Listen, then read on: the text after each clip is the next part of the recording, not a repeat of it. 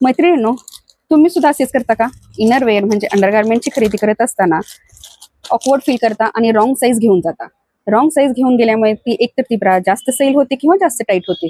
Sale झाली bra adjust करत राहणे आणि टाईट झालेली bra mark, itching, back pain अशा अनेक समस्यांना सामोरे जावं लागतं. ब्राची बँड पट्टीची साईज जशी 30, 32, 34 अशा वेगवेगळ्या असतात, तशाच कप साईज सुद्धा वेगवेगळ्या असतात. प्रत्येक महिलेच्या बॉडी फिटिंगनुसार प्रत्येकाची साईज, कप साईज ही वेगवेगळी असते.